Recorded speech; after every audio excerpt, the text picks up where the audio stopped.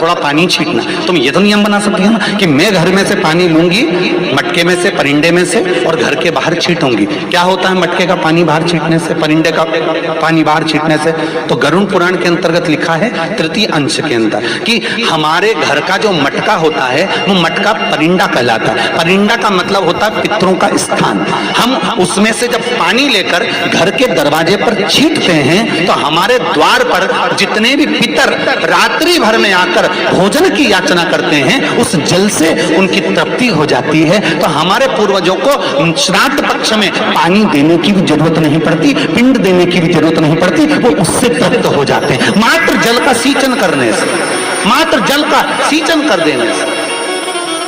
आप कोई नियम मत बनाओ। एक नियम तो बना सकते हो कि पानी बाहर छीटूंगी, एक नियम तो बना सकते हो कि मैं परिंदे पर दिया लगाऊंगी, एक नियम तो बना सकते हो कि मैं दरवाजे पर दिया लगाऊंगी, एक नियम तो बना सकते हो कि एक चावल का दाना मैं प्रतिदिन शंकर जी को चढ़ाऊंगी, ज्यादा नहीं, केवल एक दाना मैं शिव जी को चढ़ाऊंगी। नियम बनाओ, कुछ एक नियम बनाकर चलो, आपकी जिंदगी की सार्थकता उसमें प्राप्त होगी। भगवान सामने आकर खड़े हो जाएंगे, सम्मुख में आकर।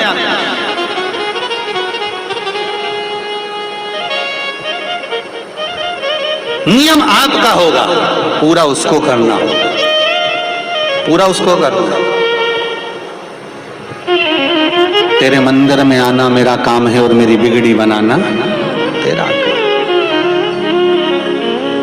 जरा जरा सी बात में हम लेकर बैठ जाते हैं, हम अगर ऐसा करेंगे तो चार लोग क्या कहेंगे, हम ऐसा करेंगे तो चार लोग क्या। अरे चार लोग एक ही चीज कहेंगे और वो आखिरी में कहेंगे राम नाम सत्य है, उसके सिवा कुछ नहीं कहेंगे।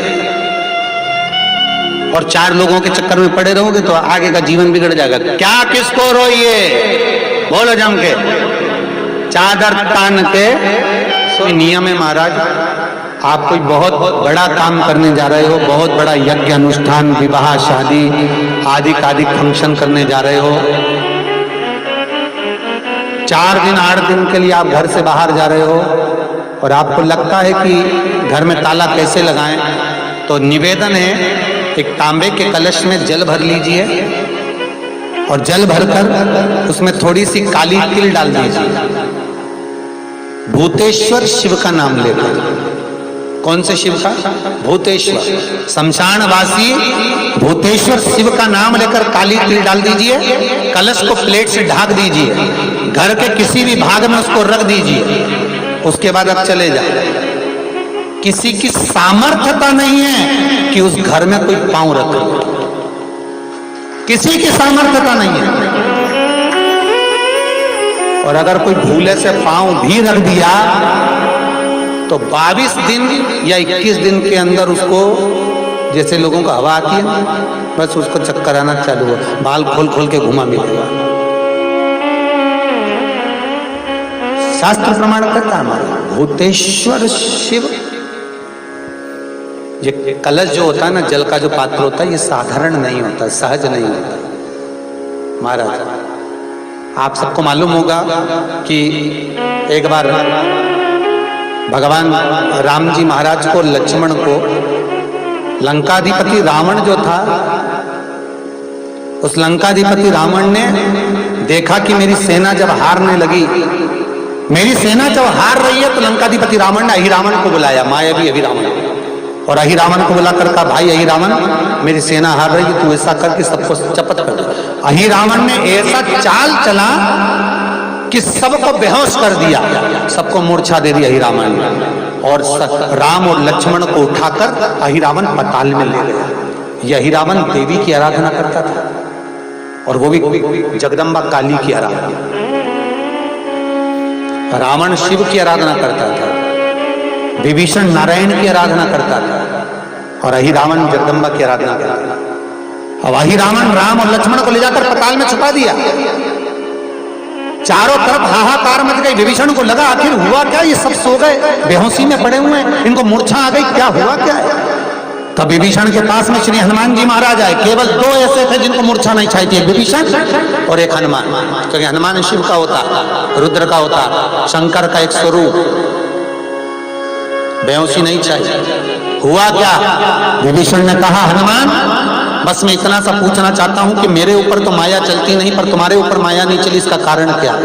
हनुमान जी ने कहा मेरे ऊपर माया आ भी नहीं सकती, क्योंकि मैं रुद्र का अवतार हूं, शंकर का अवतार। यदि आप शंकर का अवतार हो तो उस शंकर को याद कर कर बताओ कि राम और लक्ष्मण गए कहां हैं। हनुमान जी महाराज ने उसी समय पर अपने इष्ट भगवान राम का स्मरण कर कर शंकर भगवान को जानने के लिए तुरंत हनुमान कहां पहुंचे? जहां पर जितने रावण के सैनिक मरते थे और उनका जहां अंतिम संस्कार होता था, उस शमशान में पहुंच गए हनुमान। और हनुमान जी महाराज जहां रावण के सैनिक का अंतिम संस्कार हो रहा था, उस शमशान में जहां भूतेश्वर बैठा हुआ था, मेरा भूतनाथ, मेरा भगवान भोला भंडारी बैठा हुआ था, हनुमान जी ने जाकर कहा हे भूतनाथ, हे भूतेश्वर, हे शंभु, हे त्रिकालदर्शी, हे चिलम्बासी, हे कुबेर का भंडार भरने वाले कुबेरेश्वर, कृपा करिए बता दीजिए कि राम कहाँ है। भूतेश्वर खड़े होकर बोले हनुमान, मैं तेरे साथ चलता हूं, तेरे भीतर समाहित होकर पताल में चल। जिस पताल में मेरी ही अर्धांगिनी मां काली विराजमान है, जगदम्बा, उसके 5 दिए लगे हैं घृत, जिसको अहिरावण जलाकर रखा था। वो 5 दिए एक साथ बुझेंगे, तब जाकर अहिरावण मरेगा, तब राम लक्ष्मण सामने खड़े मिल जाएंगे। भूतेश्वर भगवान को हनुमान जी ने अपनी गदा के अग्रभाग में, गदा में एक आगे का कोना भाग होता है, उस भाग में बिठा लिया भूतेश्वर। और भूतेश्वर को बिठाकर हनुमान जी महाराज पताल में चले गए। पताल में जैसे गए तो 5 दिए लगे हुए मिले, 5 दिए लगे मिले। अब विचार करा हनुमान ने कि इनको मैं मार, दियों को 5, एक वहां लग रहा तो एक वहां लग रहा, एक ऊपर लग रहा तो एक सामने लग रहा, एक देखो तो पीछे लग रहा। अब ये 5 दिए चारों दिशा में और ऊपर, इनको फूंक भी मारूंगा तो एक घूम के मारूंगा तो एक साथ नहीं बुझे। अब करा क्या जाए इन 5 को मारने के लिए? तब भगवान शंकर गदा पर जो बैठे थे भूतेश्वर, उन्होंने कहा हनुमान एक काम करो, तुम्हारे 5 मुंह कर दो। हनुमान जी का पंचमुखी अवतार, तुम अपने 5 मुख करो। और हनुमान जी महाराज ने अपने 5 मुख कर लिए। नरसिंह का अवतार, बरहा का अवतार, ऐसे 5 मुख हनुमान जी महाराज ने करे। गरुड़ अवतार, हनुमान जी ने ऐसे 5 मुख बनाए, एक ऊपर, एक उत्तर, दक्षिण, पूर्व, पश्चिम के मुख बनाकर शंकर भगवान गदा पर थे, गदा सम्मुख में रखकर भगवान शिव बोले मार फूंक, और हनुमान जी ने जो फूंक मारी 5 दिए एक साथ बुझ गए। राम और लक्ष्मण सामने